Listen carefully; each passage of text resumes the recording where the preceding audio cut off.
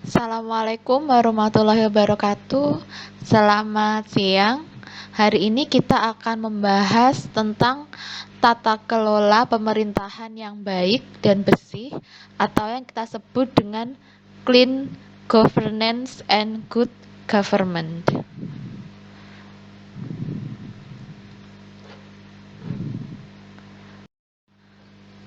Nah, tujuan dari pembelajaran pada siang hari ini adalah setelah mengikuti perkuliahan, diharapkan mahasiswa paham tentang pemerintahan yang baik dan bersih atau clean and good governance.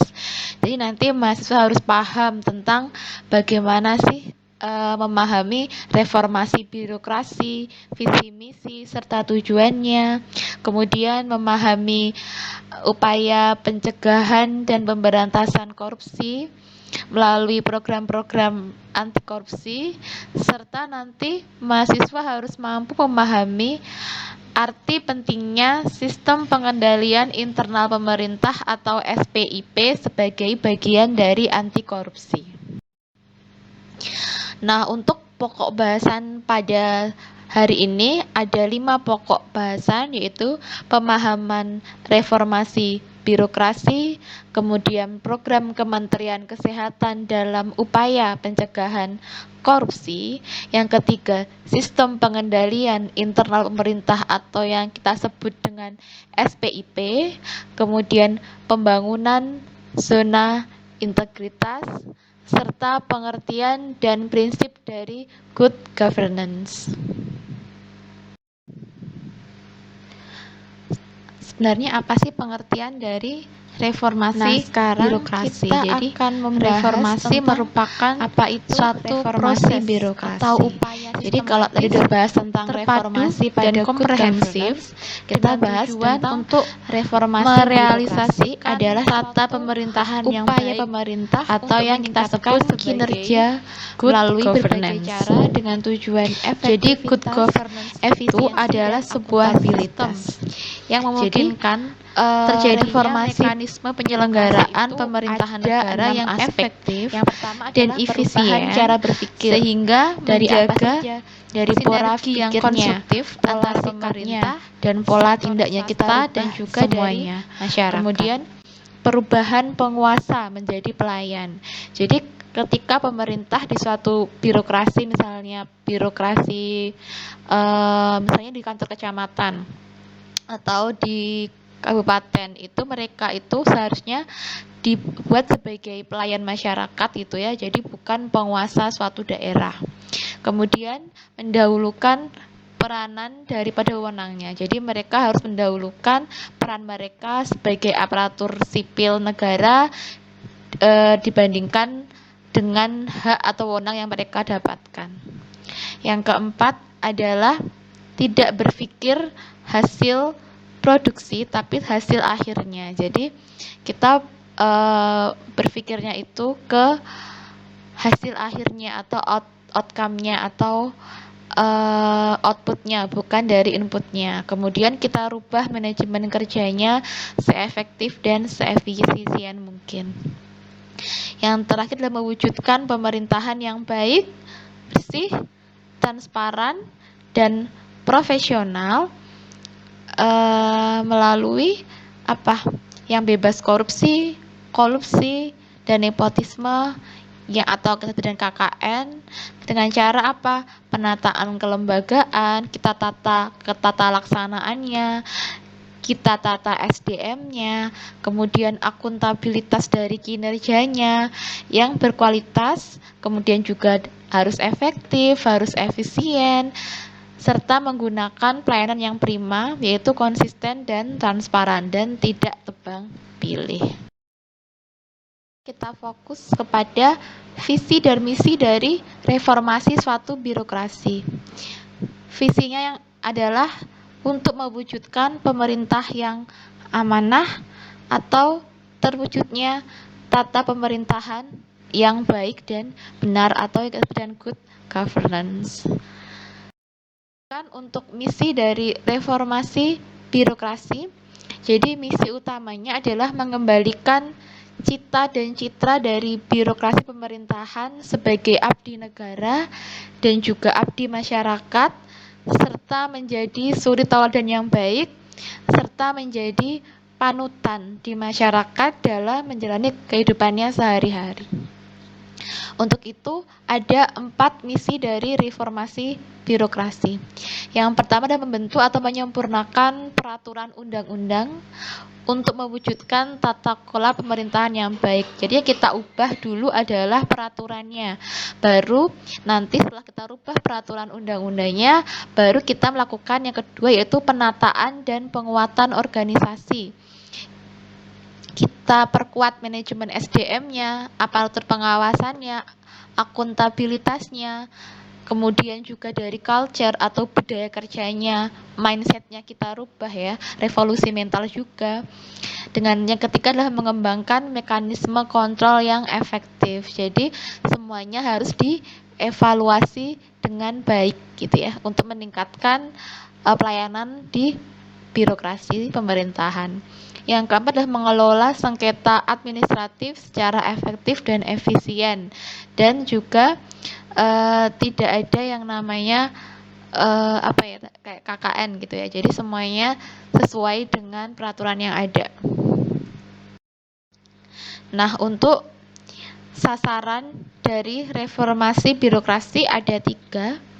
Yang pertama adalah terwujudnya birokrasi yang profesional, netral, dan sejahtera, serta mampu menempatkan diri sebagai abdi negara dan abdi masyarakat guna mewujudkan pelayanan masyarakat yang lebih baik. Kemudian terwujudnya kelembagaan pemerintahan yang proporsional, fleksibel, efektif, efisien, baik di pemerintahan yang pusat maupun di daerah.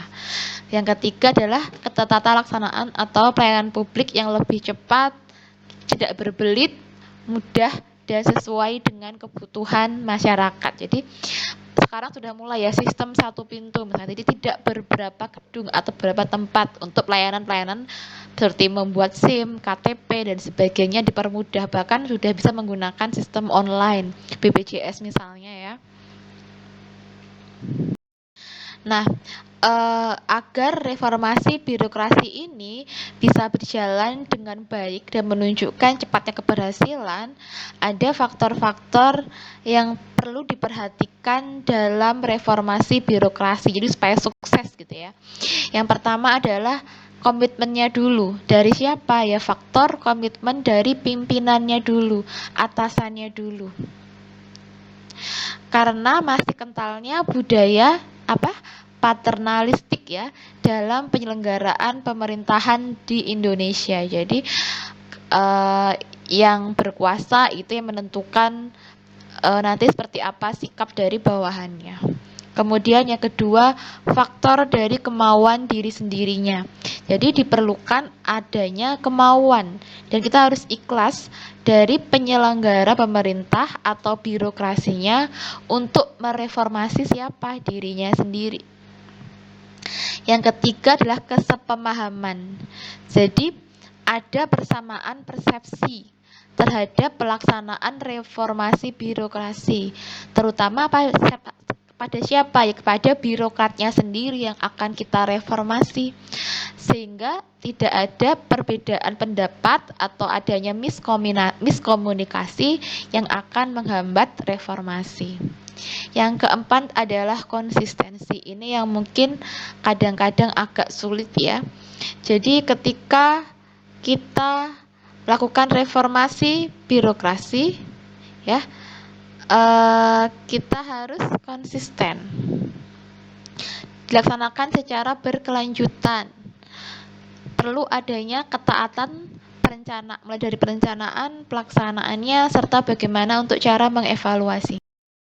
Nah, sekarang kita masuk kepada berbagai program dari Kementerian Kesehatan, karena nanti kita fokusnya ke kesehatan, dalam upaya-upaya mereka untuk mencegah korupsi di lingkungan Kementerian Kesehatan dan di bawahnya. Jadi ada 6 strategi nasional atau Stranas ya nomor 55 tahun 2012. Jadi ini merupakan peraturan dari Presiden dalam rangka mencegah dan memberantas korupsi atau PPK. Kemudian ada dirumuskan ke dalam 6 strategi nasional. Yang pertama adalah melaksanakan upaya-upaya pencegahan, karena kembali lagi lebih baik mencegah dibandingkan sudah terlanjur terjadi. Yang kedua, melaksanakan langkah-langkah strategis di bidang penegakan hukum. Jadi kalau hukumnya tegas, otomatis orang juga akan segan untuk melakukan atau enggan melakukan tindak pidana korupsi. Yang ketiga, melaksanakan upaya-upaya harmonisasi penyusunan peraturan undang-undang di bidang pemberantasan korupsi dan juga di sektor-sektor yang mungkin bisa terkait dengan korupsi. Yang keempat, melaksanakan kerjasama internasional, terutama kalau misalnya nanti yang koruptornya itu kabur ke luar negeri, kemudian juga untuk menyelamatkan aset-aset dari hasil tindak pidana korupsi yang biasanya dilakukan dengan cara money laundry atau cuci uang. Yang kelima adalah meningkatkan upaya pendidikan dan juga budaya anti korupsi. Oleh sebab itu, di kurikulum pendidikan perguruan tinggi diutamakan kalau bisa ada mata kuliah budaya anti korupsi, sehingga kalau dari sejak dini sudah dapat pendidikannya, otomatis juga akan mengurangi di kemudian hari mereka untuk melakukan tindak korupsi. Yang terakhir adalah meningkatkan koordinasi dalam rangka mekanisme pelaporan pelaksanaan upaya pemberantasan korupsi. Nah, sebagai tindak lanjut dari peraturan Presiden nomor 55 tahun 2012 tadi tentang Stratanas atau Strategi Nasional PPPK atau Pencegahan dan Pemberantasan Korupsi. Jadi ini di lingkungan Kementerian Kesehatan telah melaksanakan berbagai upaya percepatan reformasi birokrasi melalui berbagai bentuk ya dan cara. Yang pertama adalah disiplin kehadiran menggunakan absen fingerprint ya. Jadi masuk pegawai pukul 8, kemudian pulang kantor jam 4:30 atau jam 5 sore untuk mencegah pegawai melakukan korupsi waktu. Yang kedua, setiap pegawai negeri di lingkungan Kementerian Kesehatan mengisi SKP atau sasaran kinerja pegawai dan kita evaluasi setiap tahunnya. Jadi agar setiap pegawai ini mempunyai tugas pokok dan fungsi yang jelas dan dapat diukur serta dipertanggungjawabkan kinerjanya. Yang ketiga, melakukan pelayanan kepada masyarakat yang lebih efisien dan efektif, ramah dan santun, yang kita wujudkan dengan sebut dengan pelayanan yang prima. Ini kalau di RS sudah pernah dengar pasti ya. Yang keempat, penandatanganan fakta integritas bagi setiap pelantikan pejabat di lingkungan Kementerian Kesehatan. Hal ini dalam rangka untuk mewujudkan yang kita sebut sebagai WBK atau wilayah bebas korupsi serta WBBM yaitu wilayah birokrasi bersih dan melayani. Yang kelima, terlaksananya strategi komunikasi PBAK atau pendidikan budaya anti korupsi melalui apa? Bisa menggunakan sosialisasi dalam bentuk kampanye anti korupsi di lingkungan internal seluruh satuan kerja di Kementerian Kesehatan. Yang keenam, sosialisasi tentang larangan melakukan gratifikasi sesuai dengan pasal 12B ayat 1 nomor 31 tahun 1999 di mana penyelenggaraan suatu negara itu dianggap pemberian suap apabila berhubungan dengan jabatannya dan yang berlawanan dengan kewajiban atau tugasnya. Yang ketujuh, pemberlakuan sistem LPSE yaitu sistem layanan pengadaan barang dan jasa secara elektronik untuk mencegah adanya penggelapan uang ya dari pengadaan barang. Kemudian layanan publik berbasis teknologi informasi, misalnya pendaftaran pegawai negeri itu melalui rekrutmen online. Kemudian untuk calon pegawai negeri juga biasanya untuk PTT itu semuanya menggunakan online. Yang ke-9, pelaksanaan LHKPN di Kementerian Kesehatan didukung dengan SKAP Menkes RI nomor 301 Menkes strip 066/1 tahun 2010. Kemudian membentuk unit pengendalian gratifikasi berdasarkan surat keputusan Inspektorat Jenderal Kementerian Kesehatan pada tanggal 30 Juli 2010 serta adanya bebas korupsi, itu tanpa korupsi, karena korupsi akan merampas hak masyarakat untuk sehat. Jadi ya. Nah, sekarang kita masuk ke subpokok bahasan sistem pengendalian internal pemerintah atau SPIP ya. Jadi ini adalah sistem pengendalian atau yang kita singkat dengan SPI. Jadi baik pemerintah maupun swasta biasanya itu ada SPI atau sistem pengendalian internal. Bayangkan jika kita tidak punya pengendalian, jadi seperti ruwet gitu ya. Jadi kabel listrik pun kalau nggak ada pengendalinya akan ruwet, akan banyak masalah gitu ya. Seperti benang kusut yang kita gambarkan seperti ada di foto yang di video ini. Nah, jadi apa sih sebenarnya SPIP itu? Jadi menurut amanat PP 60 tahun 2008 yang mengamatkan bahwa pelaksanaan kebijakan atau program dilakukan secara integral antara tindakan dan kegiatan yang dilakukan secara terus-menerus oleh pimpinan dan seluruh pegawai untuk memberikan pelayanan untuk memberikan keyakinan memadai atas tercapainya tujuan organisasi melalui kegiatan yang efektif dan efisien, kemudian keandalan pelaporan keuangan, serta pengembangan aset negara, dan ketaatan terhadap peraturan perundang-undangan. Jadi dengan adanya SPI ini diharapkan setiap unit kerja itu mendorong semua satuan kerjanya untuk melaksanakan seluruh program atau kebijakannya yang telah ditetapkan yang akan bermuara kepada tercapainya sasaran dan tujuan dari suatu organisasi.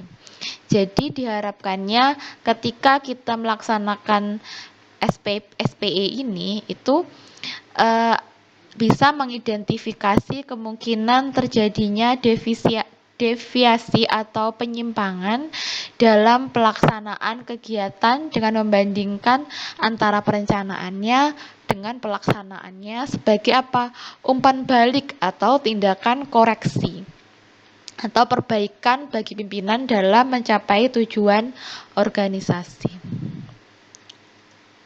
Nah, sekarang kita fokus kepada unsur-unsur dari PPIP. Jadi kalau SPIP tadi kan dilandasi pemikiran bahwa adanya pengawasan intern yang melekat pada sepanjang kegiatan, ya kan? Jadi nanti akan dipengaruhi oleh SDM-nya, kemudian dipengaruhi juga oleh pelaksanaannya, perencanaannya. Maka ada sistem pengendalian internal pemerintah itu ada 5 unsur ya. Yang pertama adalah lingkungan pengendalian, di mana merupakan suatu kondisi dalam instansi pemerintahannya yang akan mempengaruhi efektivitas pengendalian intern.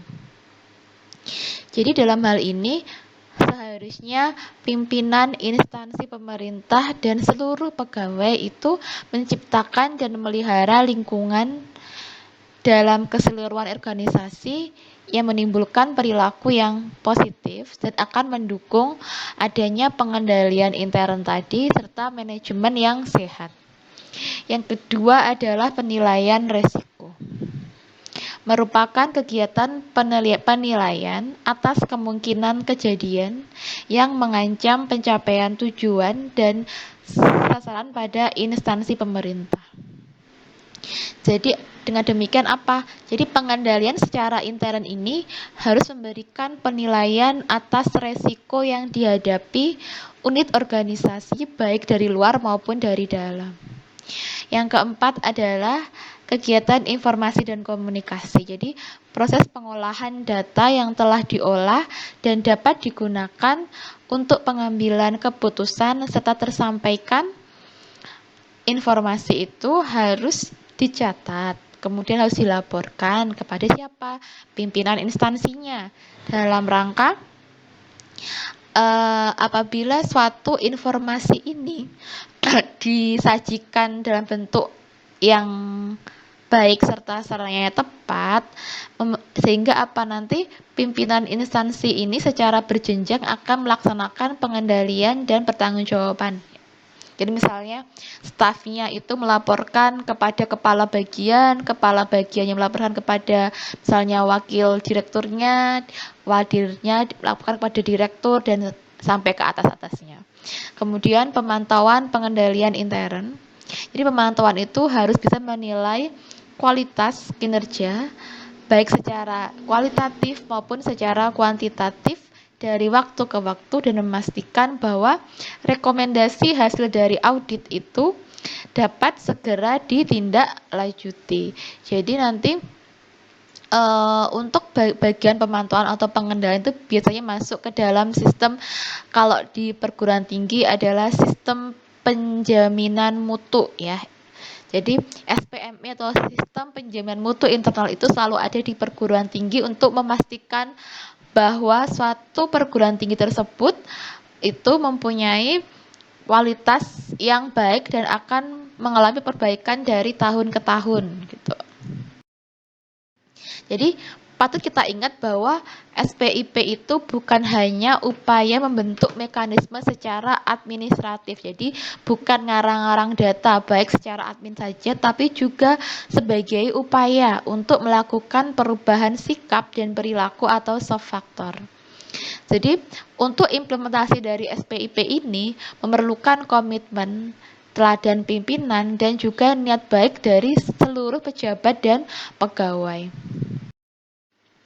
Jadi SPIP itu kita sebut sebagai soft control. Jadi bekerja dengan apa? Dengan hati nurani kita, tetap melakukan yang terbaik walaupun tanpa diawasi. Jadi melakukan sesuatu yang terbaik menurut kita tanpa diawasi, itu yang kita sebut sebagai integritas. Kita mulai dari hal-hal yang kecil dan kita mulai dari diri kita sendiri. Jadi kalau di sistem penjaminan mutu itu ada yang kita sebut dengan kerjakan seperti apa yang tertulis dan tulislah apa yang telah kamu kerjakan. Jadi untuk kunci keberhasilan dari SPIP adalah adanya komitmen dari pimpinan tertinggi di suatu birokrasi itu. Adanya strategi. Mulai dari prioritasnya apa, tahapannya bagaimana, metodenya apa, lingkupnya seperti apa, dan tanggung jawabnya apa. Serta adanya pedoman dan standar, serta fokus dan prioritas pada lingkup tertentu yang telah ditetapkan, serta sosialisasi kepada seluruh personil terkait memberikan contoh atau tauladan, serta harus adanya sistem punishment dan reward kepada yang telah berhasil melaksanakan SPIP dengan baik dan benar. Kita masuk kepada subbagian pembangunan zona integritas. Jadi komitmen pemimpin dan juga jajaran Kemenkes untuk mewujudkan WBBM, yaitu wilayah birokrasi bersih dan melayani, dengan pencanangan zona integritas pada tanggal 18 Juli 2012 di lingkungan Kementerian Kesehatan, serta pencanangan zona integritas merupakan bagian dari Gerakan Nasional Pembangunan Zona Integritas menuju Wilayah Bebas Korupsi,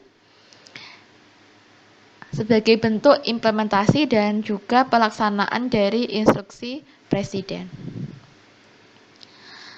Jadi dalam rangka pembangunan zona integritas nanti kita bahas di sini, bagaimana sih kita caranya untuk membuat suatu wilayah itu bebas dari korupsi. Yang pertama adalah sebenarnya apa sih sebenarnya zona integritas WBK dan WBBM.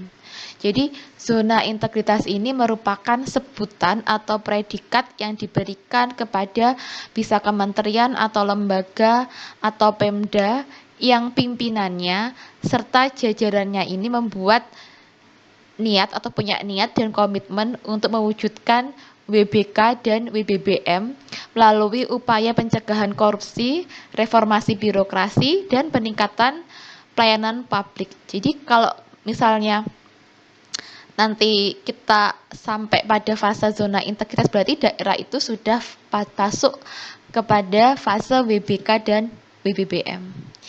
Sedangkan WBK merupakan sebutan atau predikat yang diberikan kepada suatu unit kerja yang memenuhi syarat indikator hasil WBK dan memperoleh hasil penilaian indikator proses di atas 75 pada ZI yang telah memperoleh opini wajar dengan pengecualian atau WDP dari BPK atas laporan keuangannya. Lalu ada audit keuangan setiap tahun. Jadi kalau yang ketiga yaitu WBBM, yaitu wilayah birokrasi bersih melayani, merupakan sebutan atau predikat yang diberikan kepada suatu unit kerja yang mempunyai syarat indikator hasil WBBM dan memperoleh hasil penilaian indikator proses di atas 75 pada ZI yang telah memperoleh opini wajar dengan pengecualian atau WDP dari BPK atas laporan keuangannya. Yang keempat adalah unit kerja adalah kesatuan atau unit kerja di lingkungan bisa dari lingkungan kementerian atau lembaga dan Pemda serendah-rendahnya dari eselon 3 yang menyelenggarakan fungsi pelayanan kepada masyarakat. Nah, ini adalah peta hubungan antara ZI, WBK, dan WBBM, di mana zona integritas itu nanti itu berada pada lingkaran yang paling besar. Jadi kalau suatu lembaga sudah mencapai zona integritas, berarti sudah melaksanakan atau sudah terbentuk WBK pada unit kerja atau satuan kerjanya juga WBBM. Jadi itu ada kayak garis antara WBK dan WBBM dalam lingkaran oleh zona integritas.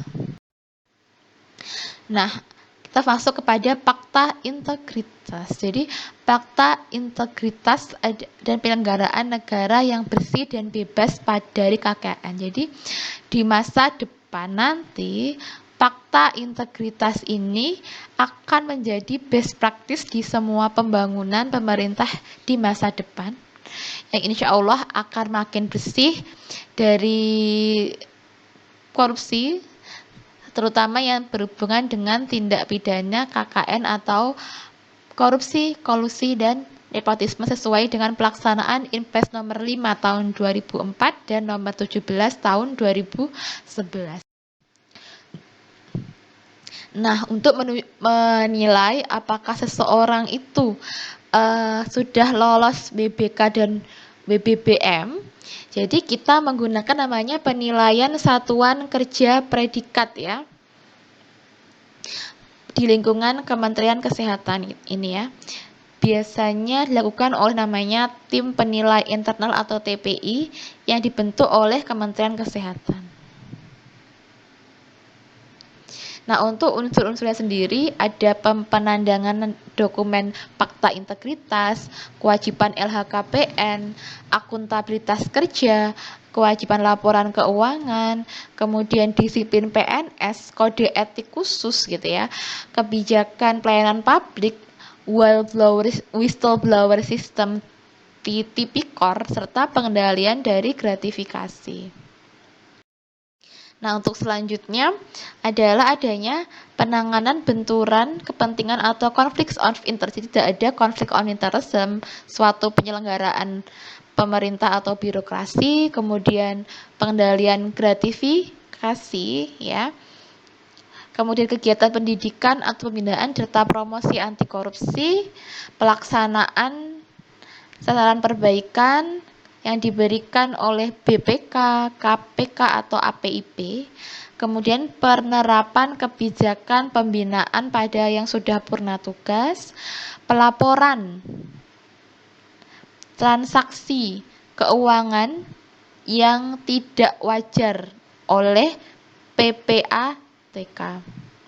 Kemudian promosi jabatan terbuka, jadi nggak ada nanti ada promosi jabatan tidak ada yang tahu sebelahnya. Open rekrutmennya secara terbuka juga, mekanisme pengaduan masyarakat, pelaksanaan pengadaan barang dan jasa dengan cara elektronik atau e-procurement, kemudian pengukuran kinerja individu, ya, menggunakan tadi SKP, serta keterbukaan informasi pada publik. Nah, untuk menilai dan menetapkan satuan kerja itu berpredikat WBBM. Jadi biasanya akan dilakukan penilaian oleh tim penilai nasional atau TPN melalui evaluasi atas kebenaran material hasil self assessment yang dilaksanakan oleh TPI, termasuk dari hasil self assessment dari pencapaian indikator dari WBBM. Nah, untuk mencapai indikator hasil WBK atau WBBM dan dapat dinilai mengacu pada penilaian pada tabel yang ada di sini. Ada 8 kriteria, mulai dari indeks integritas, penilaian kinerja pelayanan publik, kerugian negara, kemudian persentase maksimum temuan dan inefektif, persentase maksimum temuan inefisien, persentase maksimum jumlah pegawai yang dijatuhi hukum disiplin karena penyalahgunaan keuangan, serta persentase pengaduan masyarakat yang belum ditindaklanjuti, serta persentase pegawai yang melakukan tindak pidana korupsi. Sekarang untuk tugasnya adalah buatlah suatu makalah penerapan WBK, WBBM, dan ZI atau zona integritas, ya. Jadi bisa kalian cari. Jadi judulnya itu kasus misalnya penerapan WBK atau penerapan ZI pada misalnya kementerian apa atau pada kantor apa. Jadi kita ambil salah satu kasus saja, bisa dari jurnal, dari artikel, dari internet, dari surat kabar, gitu, dari koran, sertakan artikelnya, kemudian kalian interpretasikan, kalian analisis, kira-kira apakah berita itu sudah benar, apakah cari data pendukung yang lainnya, apakah memang benar di suatu kasus yang kalian temui tadi di suatu birokrasi atau lembaga itu, apakah memang hal itu sudah benar-benar diterapkan atau mereka hanya mengklaim menggunakan fakta integritas kalau mereka sudah menyiapkan ZI dengan baik, tapi ternyata ketika di lapangannya belum baik dan belum benar. Silakan dibuat makalahnya. Ada 2 kelompok, ya, kelompok absen 1 sampai 5, kemudian absen 6 sampai 9. Jadi 2 kelompok, ya. Silahkan didiskusikan dan dikumpulkan 2 minggu lagi. Nah, sekian untuk materi pada hari ini. Apabila ada pertanyaan, silahkan bisa di kolom WA atau boleh bertanya lewat WA atau nanti saya buatkan forum atau diskusi di study. Sampai jumpa di pertemuan berikutnya. Selamat mengerjakan tugasnya. Assalamualaikum warahmatullahi wabarakatuh.